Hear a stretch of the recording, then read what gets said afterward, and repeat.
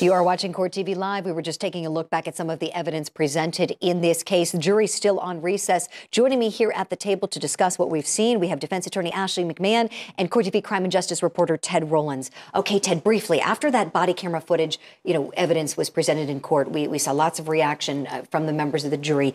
Tell me a little bit about what was occurring as far as the search that occurred after. We didn't really get to see the search, but what was happening? So it went simultaneously, really, while this is going on, the alert is out, right? I mean, now we're looking for a missing baby. So that triggered a search around, sort of an informal search and then a formal search with dogs, with, a grid. And they did search the area in the woods near the mobile home and did not find Baby Caliyah during those first few hours. Right. And so the search ensued. We know that canines were used in this search. And I do want to talk a little bit more about both of you with that. Ashley, you're going to stay with us. Ted, you'll be staying here. We're going to take a quick break, and we're going to talk about them and why they didn't locate this baby. It was a person in the community who did. Okay, so coming up next here on Court TV Live, we will have more coverage of the death of Baby Caliyah McNabb. You won't miss a minute. We're back after this.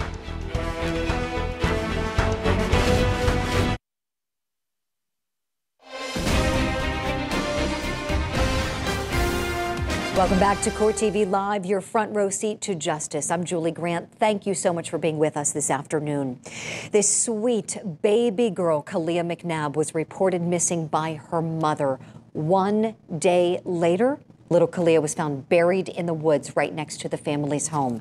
Now, according to investigators, she was found wrapped in her father's shirt and stuffed into a bag that belonged to him as well. Now, Christopher McNabb stands accused of malice murder. Courtney Bell, the baby's mother, is charged with second-degree murder.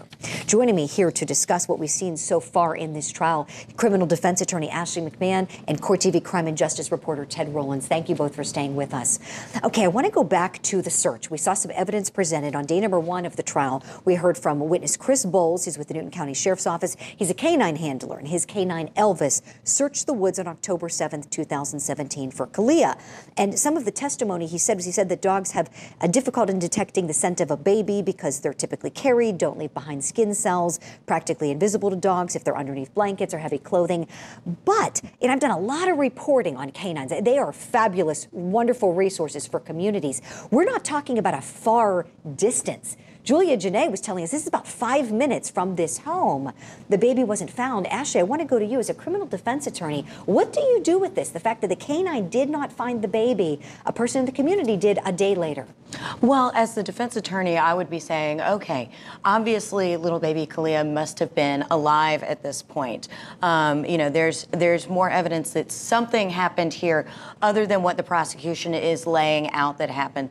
Because otherwise, as we were, discussing during the break, these dogs are fantastic. And if they were cadaver dogs and if they were picking up the scent of a decaying body, they would find it immediately. And they found nothing. So as a defense, I would really harp on that the forensics just aren't here for this case. And we don't know if it was a cadaver dog. I'm assuming it was not, because that was something that Christopher McNabb said when he was in that room, the interview room. And Ted, you and I looked very carefully at that video evidence today. We were watching it as it was being played. And it was a comment that he made when Courtney entered the room and said that they've got cadaver dogs searching, haven't found her.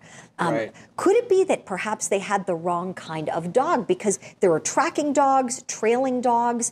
Really don't know what kind of a canine Elvis was and why he didn't locate Well, the baby. I do think, the expert said it. The infant is very difficult to find for the dog, especially when, in this case, Caliyah was wrapped not only in a blanket, but then also in that bag. So there was multiple layers, and you just have to think that this dog went by and just didn't pick up the scent. And I've seen bloodhounds that are trained to do scent discrimination. And if the three of us, for instance, were walking in the woods on the same path, and let's say I veered on a different path than the two of you, a dog trained in trailing scent discrimination could tell the difference between our 3 scents and then go find me. So that's why I'm wondering if this was a trailing dog or if it was a patrol dog, which are common for sheriff's departments, where they're dual purpose. They're bomb dogs and tracking dogs. They're drug dogs and they're tracking. Well, the other question is, it wasn't just the dogs. There was a search party out there. How did There sure was. How did this organized search party not find that bag with, the hookah pipe and the other clothing items along the trail and Baby Caliyah, when the next morning, just a few hours later, the civilians say, oh, we found this, and oh, we found this. They found both items. It's not just the dogs. I think that it's a gift to the defense that it's a viable argument. That must not have been there. Right. It's something that wasn't favorable to the defense. And Ashley, I'd like to turn back to you, please. Sure. The fact that this beautiful baby girl was wrapped up in her father's T-shirt. One of the sleeves was over her head. We heard that from the forensic pathologist in her father's duffel bag. Bad facts that are just facts that you can't change. Right. How do you present that to the jury when you're in closing arguments? How do you deal with those facts, please? Well, I mean, playing devil's advocate on this side, of course, that as the prosecution, that's what I'm going to talk about all day long. That's the reason the scent dogs couldn't pick up little baby Caliyah. She's wrapped in her father's shirt. She's going to have his scent all over her, even if it is a cadaver dog, let's say, okay? But, this is the beauty of CourtTV. We get to see the behind the scenes and what the defense actually has to talk about these bad facts when they're preparing for trial. So as far as the defense goes, it's all about repetition for a jury. So it's going to be, what does the jury remember? Because they're going to hear so much evidence over the course of these next few days. What are they really going to take home with them? So at this point, if you're the prosecution, you're repeating this over and over, that she was wrapped in her father's shirt. And if you're the defense, you're doing everything to deflect, and all you can do is accept that these are bad facts and try and mention them as little as humanly possible. And what we're looking at here is some video footage of a trip to the crime scene. This happened yesterday afternoon, late in the day. All of the jurors were taken there, and they were able to walk the path that the prosecution says Christopher McNabb walked. You see them walking there along the wooded area. Julia Janae said it was about 5 minutes from the family's mobile home to the area in the woods. They saw the exact spot where baby Caliyah was found and located.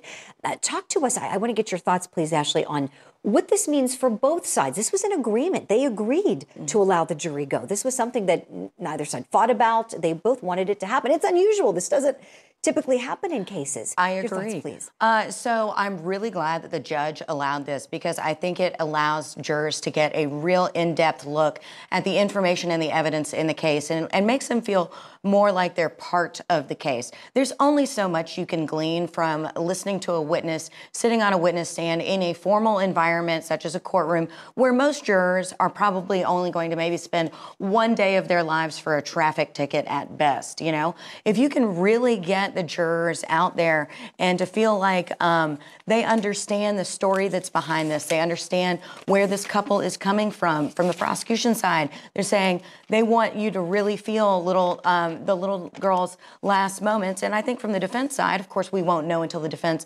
presents their evidence, if they do present any.